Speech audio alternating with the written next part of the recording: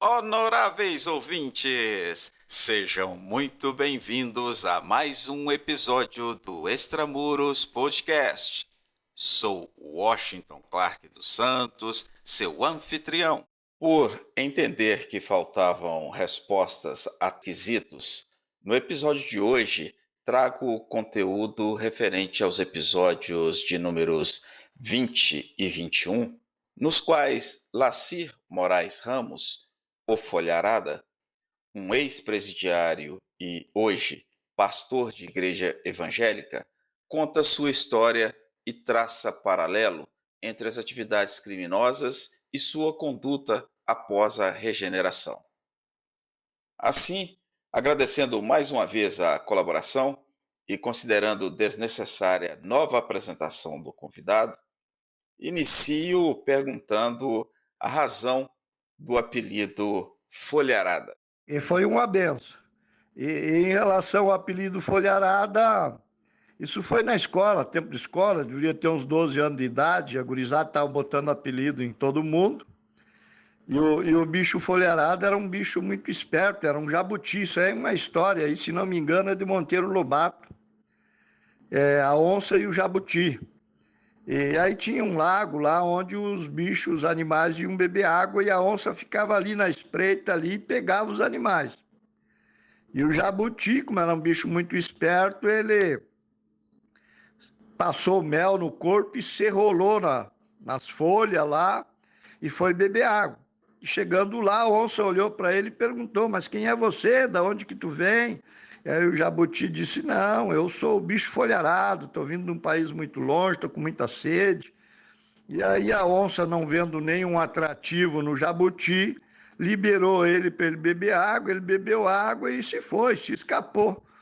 Então essa é a história do folharado, e que todo mundo me pergunta sempre, quando não sabe, o porquê do apelido Folharada. Mas isso é um apelido de tempo de escola ainda. Lacir, qual foi o destino dos demais integrantes do bando que chefiastes? Qual a relevância da sua experiência anterior na criminalidade para o aconselhamento e convencimento de pessoas privadas da liberdade? E a melhora das condições para as visitas dos familiares representa importância para a população carcerária? Em relação ao pessoal que estava comigo, os 28 companheiros que eu tinha, na época o pessoal chamava de bando, o bando do Folharada, ou a quadrilha do Folharada. Isso era denominado pela sociedade e também denominado pela própria polícia. E essa quadrilha que a gente teve aqui no estado do Rio Grande do Sul, que infelizmente ou felizmente, não posso dizer, a polícia matou todos. Eu sou o único sobrevivente dessa quadrilha. E a nossa quadrilha da época era muito temida no estado aqui, principalmente no interior, que nós confrontava com a polícia, a ponto que a polícia, quando sabia que eu estava em algum determinado lugar, a polícia não ia. Eu ficava sempre em algum lugar estratégico e a polícia não ia. A gente andava sempre fortemente armado. Eu era um camarada, um exímio atirador. Eu servia o Exército em Santa Maria, no estado do Rio Grande do Sul. Fiz parte do 29º Batalhão de Infantaria Blindada, na primeira companhia de fuzileiros. Fui um maratonista no Exército também. Então eu tinha tudo para ser uma pessoa, como diz, uma boa pessoa. E era isso que eu desejava e que eu almejava para o meu coração. Mas infelizmente eu entrei por descaminhos. E como é importante realmente as pessoas que a gente se relaciona. Hoje eu dou conselho para o pessoal: se tu quer viver uma vida nova, o pessoal que sai do sistema prisional, digo, vocês procurem novas amizades, de preferência nem voltem para a vila, para o bairro de vocês. Vão para outro lugar, se afastem dali, se realmente quer viver vida nova. E o meu conselho sempre no sistema, e essa é a minha palavra, aconselhando para eles viver uma vida nova, porque senão tu vai morrer na vida do crime, tu vai morrer pela mão dos teus próprios companheiros, tu vai morrer pela própria mão da facção que tu defende, e tu é um Zé Ninguém. Tu te escapa enquanto tu tem tempo. E o que eu falo são experiências que eu já vivi. Não te engana com o sistema. Essa é a palavra que eu dou para os presos lá, para 200, 300 presos nos pátios. Por isso que eu acho importante o meu trabalho, a minha entrada dentro do sistema. Fui lá em Rio Grande do Norte, lá para o pessoal do PCC, que eram 400 presos lá, fui eu e o doutor Renê, e lá eu tive a oportunidade de pregar essa palavra para eles. Tem que mudar de vida. Vocês têm que confiar em Deus. A facção vai te largar aniquilado. Tu não vale nada. Tu pensa que tu vale porque tu está vivendo uma vida de ilusão.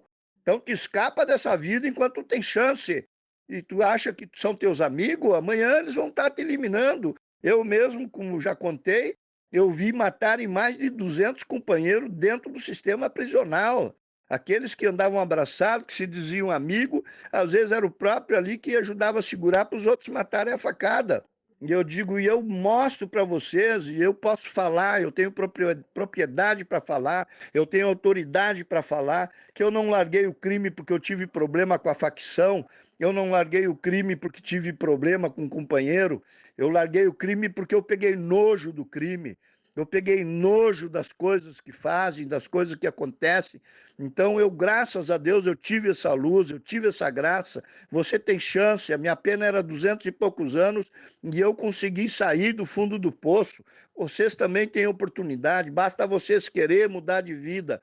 Tua família está sofrendo, teus familiares ficam na chuva na frente da penitenciária para entrar, sofrendo, que as famílias sofrem muito ali na frente, nas filas das penitenciárias. O sistema nunca procurou facilitar para a visita entrar um pouco mais rápido, né, colocar mais um efetivo nos dias de visita para atender melhor, atender aquelas pessoas como família, atender aquelas pessoas como sociedade, atender os familiares dos presos como seres humanos, que infelizmente são muito maltratados na entrada das penitenciárias, nas salas de revistas penitenciárias. As revistas têm que existir, eu não sou contra, sou a favor, mas tem que ter respeito. Então, vamos humanizar também o tratamento na entrada das famílias quando visitar os presos, porque a família entrando lá vai trazer um sossego para o coração daquele cara, vai trazer uma esperança para o coração. Nós temos que colocar, encher o coração do preso de esperança, encher de possibilidade, e enfim. E o meu trabalho, a minha pregação, a minha mensagem, as minhas palestras dentro dos pátios das penitenciárias é essa: larga o crime, que o crime não compensa. Ou tu vai morrer aqui na cadeia, ou tu vai morrer lá na rua, ou teu companheiro vai te matar, a tua mulher vai te abandonar, teus filhos vão começar a te odiar, se afastar de ti, porque a maioria perde a família. Às vezes perdem a família por causa da entrada desumana dentro das portarias das penitenciárias. Isso é uma das coisas que os presos perdem. Nós temos que preservar a família do preso. A família não pode ser condenada junto, mas infelizmente isso é uma coisa que carrega junto. Parece que a família tem que pagar a mesma pena, com sofrimento, com falta de educação, um maltratamento para as famílias, para as visitas, que isso eu quero chamar a atenção das autoridades, das penitenciárias, do alto escalão, do governo, do chefe de segurança, do secretário de justiça, dos estados, que possam observar isso, o que possam colocar alguém para fiscalizar o andamento, fiscalizar. O Ministério Público tem que estar na porta também das penitenciárias acompanhando, dando esses acompanhamentos para terminar com essa forma injusta de tratar as famílias. E essa é a minha pregação. Largue o crime enquanto é tempo. Essa é a minha palavra. Tenho essa autoridade de pregar. Eu não venho aqui no sistema, aqui dentro da penitenciária, para passar a mão na cabeça. Eu venho aqui para te impactar. Tu muda o rumo da tua vida porque tu não é nada. Tu pode pensar que tu é o líder, que tu é o chefe. Isso eu lhe digo, de Deus é testemunha do que estou lhe falando. Aqui tu não te governa, tu pensa que te governa. Isso aí eu trago para a mente deles, para eles verem, tu está vivendo uma ilusão. Tu tem que ir porque tu não te governa, tu está vivendo uma ilusão. É melhor tu viver com um pouquinho lá na rua com a tua família, com a tua esposa. Hoje é domingo, por exemplo, eu digo, quando eu vou no domingo, hoje é domingo, tu podia estar na tua casa, sentado com a família, tomando um chimarrão, comendo um churrasquinho. Digo, antes eu corria da polícia, eu chegava um carro da polícia, eu já ficava traumatizado. Não dormia direito, mesmo quando estava foragido, e foragido também, tá pro lado de fora, mas tá te sentindo preso. Por que motivo você escolheu São Paulo e posteriormente a cidade do Rio de Janeiro como locais de esconderijo após as suas fugas de unidades prisionais do Rio Grande do Sul? Realmente eu sempre pensava que São Paulo era o fim do mundo, né?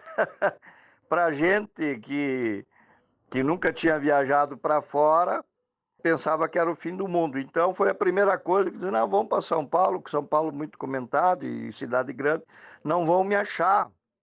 E naquela época não tinha esse sistema integrado da polícia. Eu fui embora para São Paulo, motivos que, que eu realmente queria sair daqui e estar o mais longe possível de Porto Alegre, do estado do Rio Grande do Sul, pela pena que já tinha, né, de 86 anos, e com vários outros processos de assaltos a banco, assaltos a carro forte, a joalherias, e, enfim. Então eu queria me escapar. E chegando em São Paulo, consegui trabalho, foi a prova tá que eu fazia 6 meses que eu estava em São Paulo, fui parar numa igreja e casei com a moça na igreja lá. Eu fiz identidade nova com o meu nome mesmo em São Paulo, justamente por não ter o sistema integrado. Casei na igreja legalmente, casei no cartório legalmente, com o meu nome legítimo, né? E que não é como hoje. Hoje, se tivesse constando aí, tivesse o sistema integrado, eu estava ralado, né? E lá em São Paulo, logo que eu me envolvi com alguns times de futebol, que eu gostava muito sempre de futebol. Eu cheguei a ser um jogador aqui do Internacional da cidade de Santa Maria, que era um segundo time aqui, o terceiro time aqui no Rio Grande do Sul, na época. Então sempre gostei do futebol. E aí comecei a me envolver, e lá em times de vila, aí em São Paulo, logo conheci uma turma lá negativa. E já acabei me envolvendo e me envolvi profundamente, né? A ponto que eu comecei a ser procurado lá, e lá eu usava outro nome.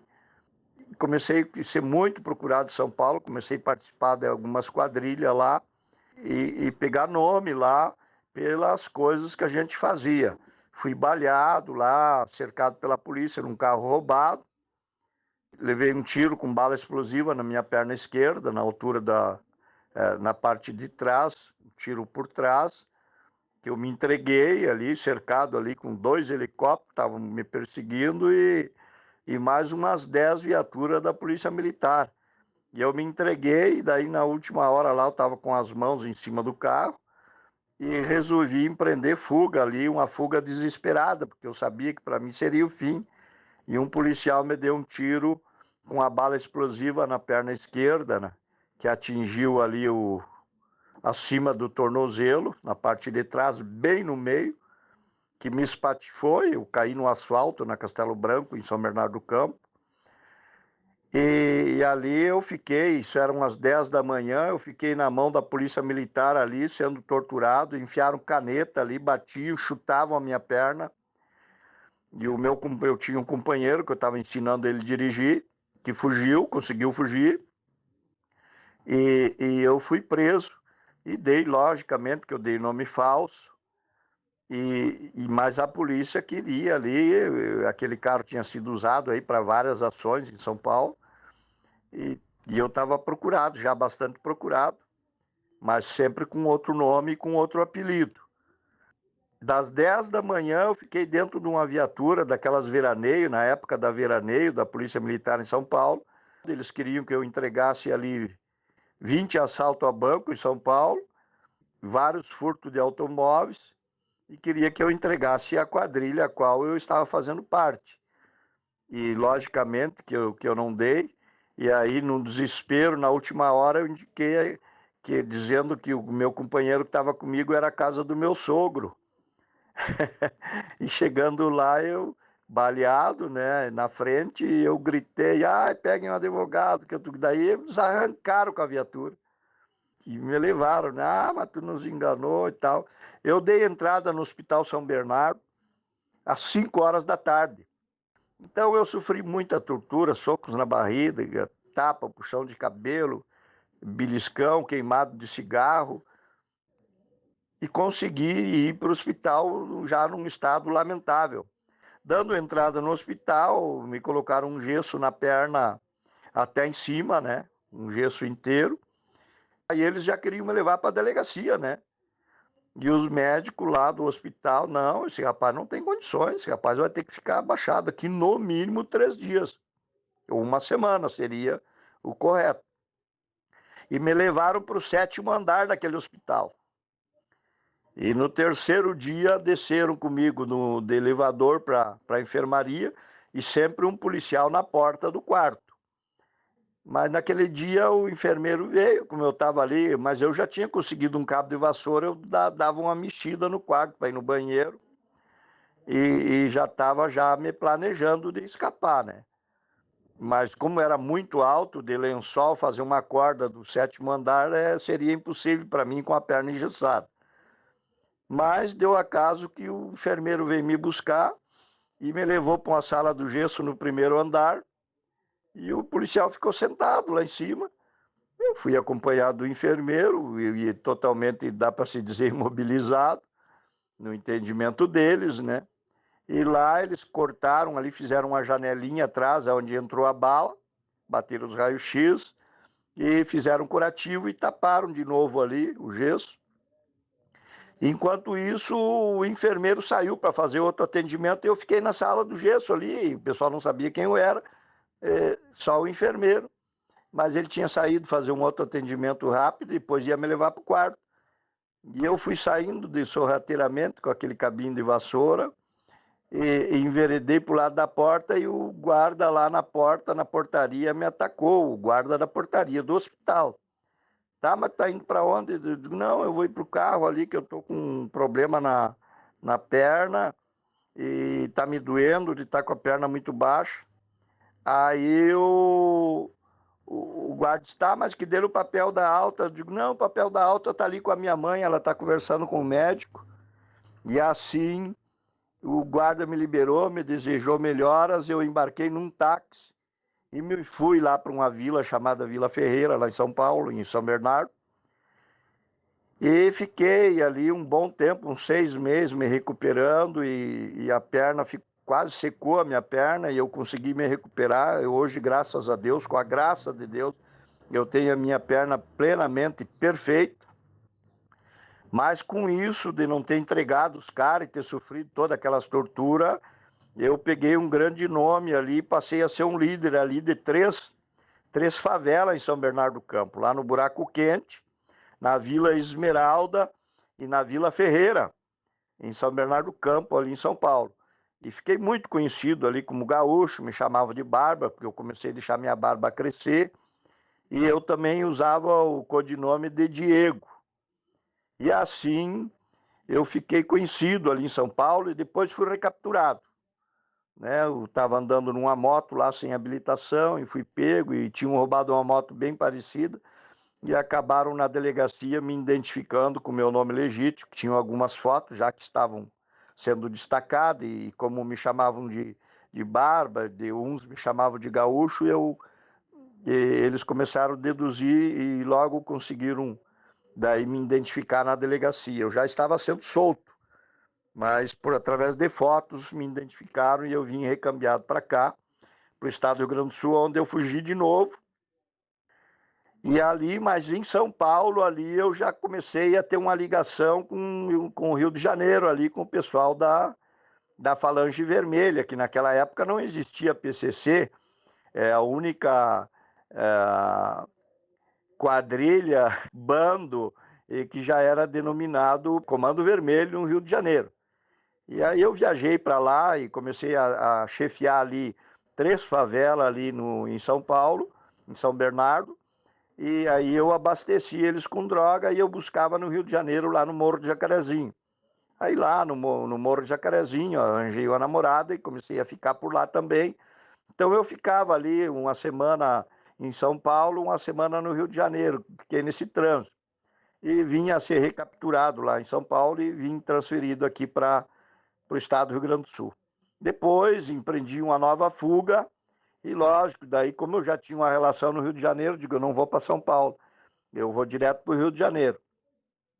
E eu tinha planejado para ver o que acontece dentro do sistema prisional. Fazia 20 anos que eu tinha planejado ali de fazer uns assaltos, e principalmente na minha cidade, aqui numa joalheria muito fina, e consegui fazer um assalto a banco. E eu sei que eu enchi um carro de dinheiro e de joias, e fui embora para o Rio de Janeiro, lá para o Morro do Jacarezinho, onde já tinha uma namorada lá e fiquei por lá.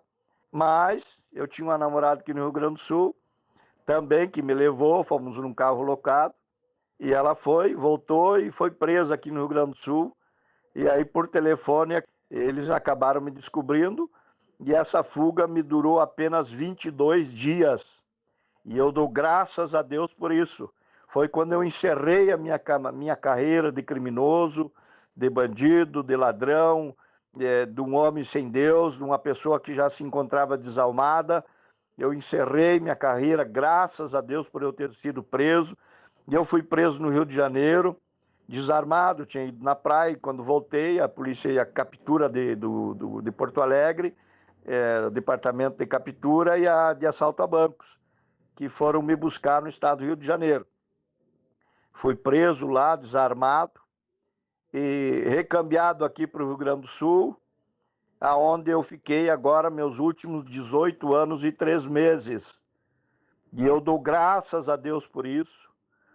E, né, como eu dei início ali da fala, eu planejei crimes aí que levei 20 anos para executar, mas tudo planejando dentro da penitenciária e conseguindo companheiros, que quando a gente sai da penitenciária, chega no morro, foragido, primeira coisa que lhe dão armas, e se o senhor tem uma certa liderança, já ali alguém quer se aliar, já conhece o seu nome, já conhece a sua fama. Então eu estava nessa prática. E em algumas fugas eu vinha aqui, fazia alguns assaltos no estado do Rio Grande do Sul, voltava para São Paulo, voltava para o Rio de Janeiro. E fiquei nessa situação e retornei recapturado lá, e uma fuga de 20, apenas de 22 dias, né? E eu voltei de chinelo de dedo, de bermuda, de camiseta regata, e assim eu voltei para o sistema prisional, porque eu não dei nada, não entreguei nada das coisas que eu tinha, ficou para o pessoal lá e eu nunca mais quis resgatar, porque depois que eu me converti, eu conheci pela Bíblia que aquilo era dinheiro de sangue, dinheiro de crime, né, que eu não poderia fazer uso se eu quisesse viver uma vida honrada, uma vida séria, uma vida nova. Né? Eu que fui um camarada que posso dizer que me considerei um cara rico, que eu cheguei a pegar muito dinheiro, muito ouro, muitas joias caríssimas, mas eu preferi ficar da maneira que estava, de bermuda, chinelo de dedo, camiseta, e assim eu fiquei no sistema prisional.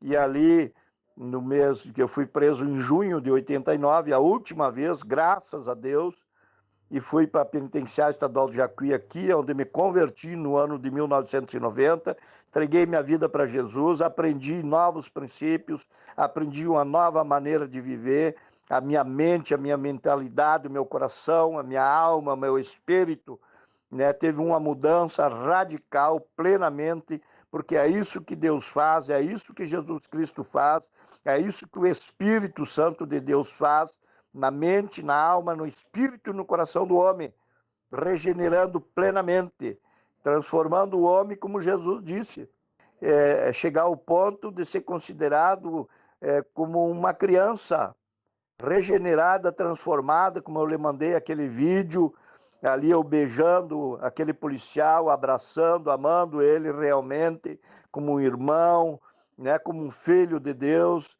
E é isso que Jesus faz. Tira o ódio do coração do homem, coloca amor.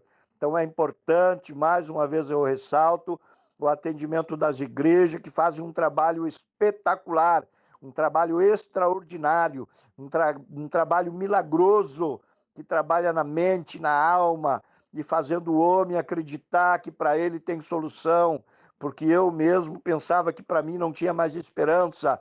A esperança veio através da Bíblia, a esperança veio através do Evangelho, a esperança veio através das pessoas que me abraçavam e diziam que tinha solução, a esperança veio através da família, da esposa que me visitou, depois geramos mais 2 filhas dentro do sistema prisional, depois que eu saí, agora estou 15 anos aqui fora, temos mais uma filha, então temos 4 filhas, lindas filhas abençoadas, e eu preciso de um trabalho que eu possa receber um salário digno para manter a minha família, né? Então que Deus nos abençoe, e aqui eu estou com o meu coração aberto aí para servir a justiça. Hoje eu quero servir a justiça, quero servir a sociedade, quero servir a igreja, quero servir ao sistema prisional, dentro daquilo que for possível, dentro daquilo que estiver no meu alcance. Estou plenamente, e eu sei que posso fazer muita coisa boa. Ainda tenho idade, me sinto um guri ainda com 25 anos de idade. A minha idade hoje são 64 anos, né, de idade. Sou nascido no dia 22 de outubro de 1958. Mas eu fico feliz quando alguém dá crédito para aquilo que eu falo, porque eu procuro me esforçar na verdade, né, na sinceridade, na lealdade, da melhor forma possível. Um forte abraço para o senhor e estou aqui, sempre à sua disposição. Um forte abraço aí, fica com Deus. Honoráveis ouvintes, este foi mais um episódio do Extramuros Podcast. Sou Washington Clark dos Santos, seu anfitrião. Quer saber mais sobre o conteúdo deste episódio?